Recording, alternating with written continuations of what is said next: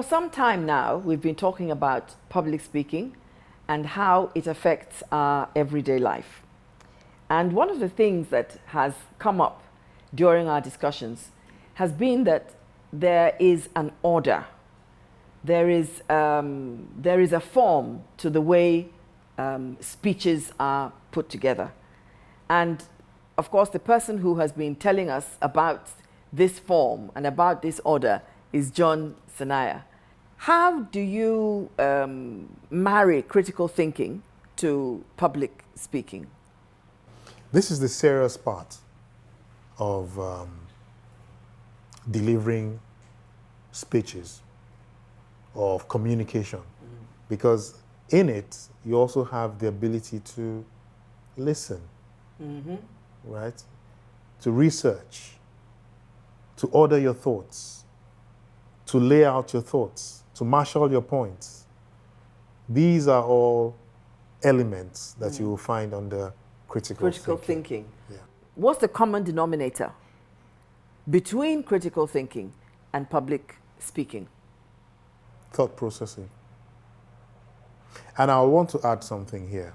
At this stage, it's very important to say your writing skills are very important here. And you know, writing gives you an opportunity to go back and correct. That's right. You know, and alter and properly order your thoughts. If you're able to do that, you are likely to do well. Now, would you say that critical thinking is more relevant in the life of an executive, a manager, than it is in the life of somebody that's coming up the ladder? Well, who isn't a manager? The rules are the same, you know, and you would do well to learn those rules, learn the ropes, so you can apply them. You can engage them, apply them, and you can improve on them as you move up, further up the ladder. Where does discipline come into all of this? Discipline comes in every aspect of our lives. Wherever we find ourselves, whatever we do. So I'll be surprised if you don't require discipline in the way you lay out your presentation, okay? In the way you present it, you know, what kind of vibes you pass across. Doing it right. Yes. Okay? It is discipline. Doing the right thing, that is discipline. And if you're able to sustain that in a leadership position, then you have fewer problems to deal with. So, discipline, you know, critical thinking, the ability to make sense of anything, arrange it logically, present it in the best manner possible.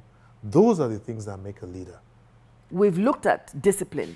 Let's look at how problem solving also aligns itself to public speaking, taking the route of critical thinking.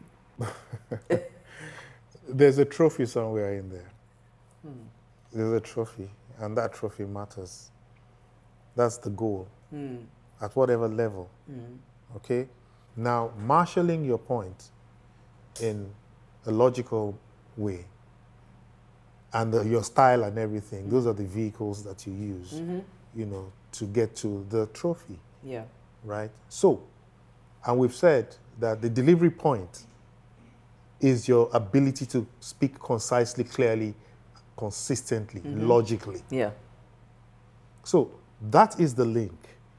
Public speaking or effective communication, call it whatever, or executive speech skills will always remain the vehicle with which to drive whatever you may have put together in terms of your critical thinking, in terms of your product or whatever, you know, to deliver. Public speaking delivers it to the end point. End point. Yes. So, from your perspective, what would be your last word or your last piece of advice about being a critical thinker and making it work for you as a public speaker?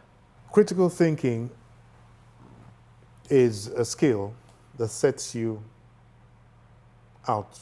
It is a confirmation of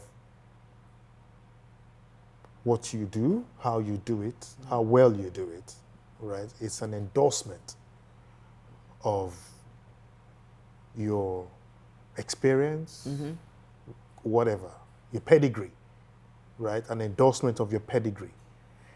And so, if you're able to get the proper skills for critical thinking, you're likely to be well respected wherever you apply it, because it would have been well thought out and well delivered. Right, right. Which, as you've pointed out, is the end point. Yes. Yeah, okay. I think it's quite clear, really. Logical, Yes. orderly, Consistency. Yeah. discipline, Yeah. problem solving. We can go on. We can go on. We can go But on. at the end of the day, there is a definite link between critical thinking and public speaking. Yes, Yeah. absolutely. Thank you very much.